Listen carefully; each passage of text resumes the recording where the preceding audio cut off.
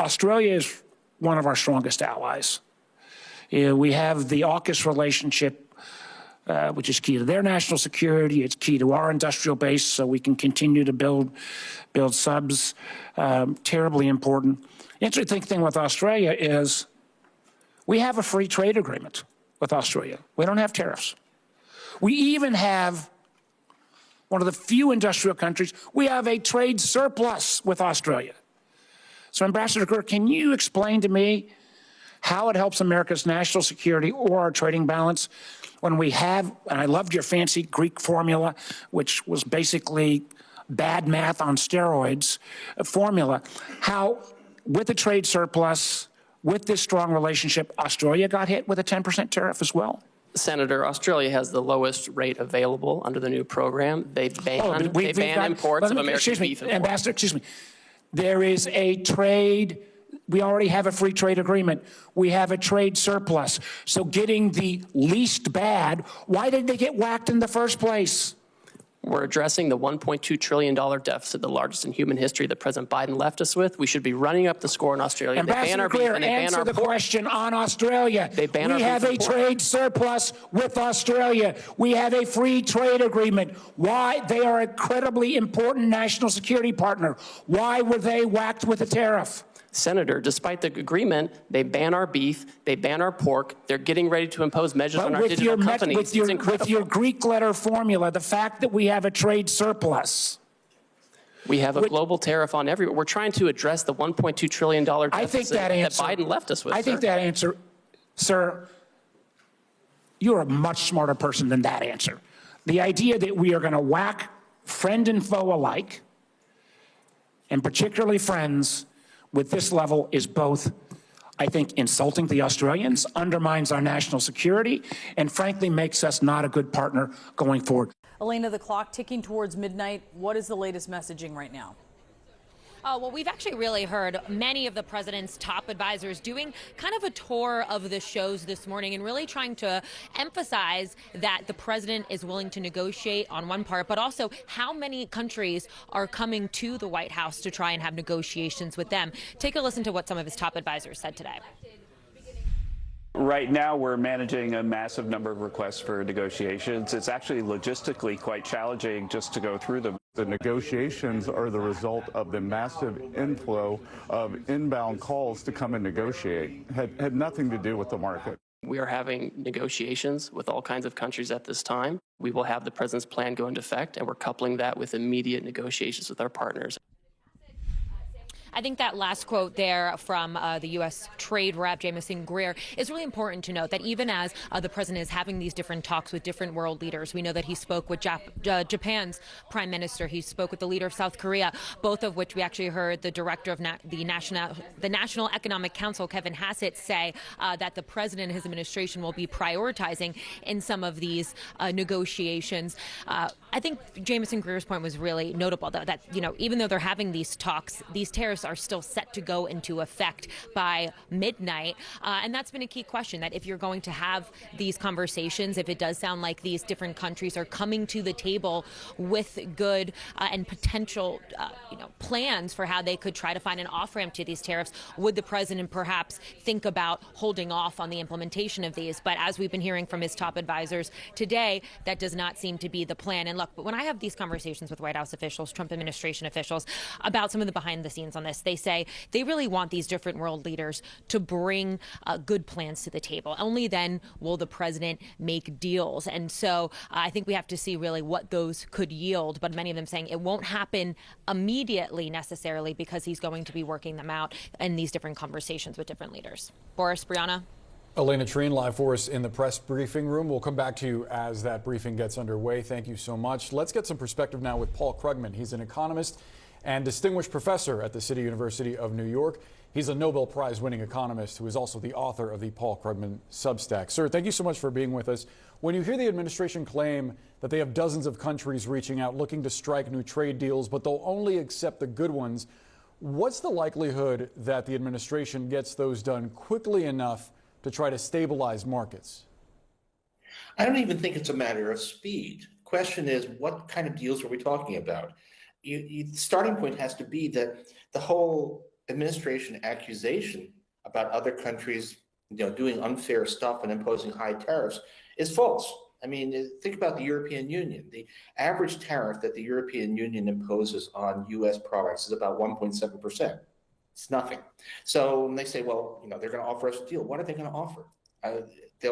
The formula that was used to determine those tariff rates bore no relationship to the actual policies of foreign countries.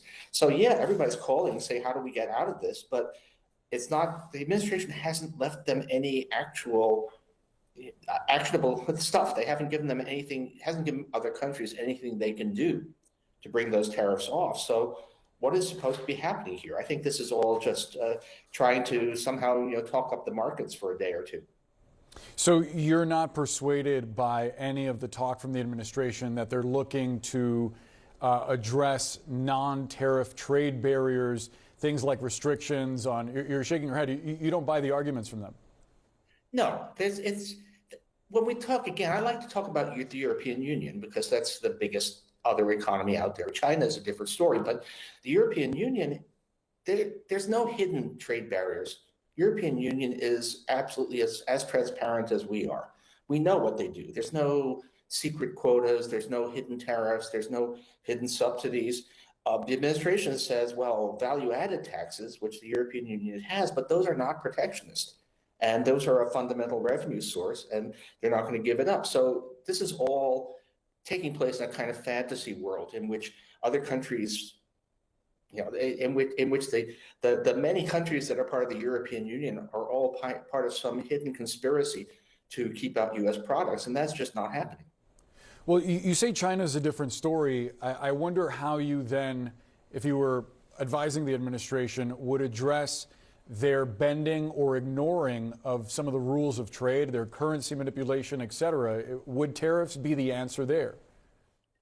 No, tariffs are, there's a lot of reasons to say that we need to take we need to treat China as a problem. China is among other things, they're a potential, they're not our friends, and we don't want to be dependent from them on strategic goods. But that's a case for targeting. It's a case for subsidies to strategic industries. It's a case actually for things like the CHIPS Act, which was the Biden administration initiative. There's no reason why we should want to put a blanket tariff. We don't want to switch production of low wage downstream industries like clothing from China to the United States. And by the way, if we want to have an effective policy against China, we don't want to alienate the whole rest of the world. We don't want to take countries that are doing nothing wrong and were our allies until 3 months ago, and make them the enemy and prevent any kind of unified front against China.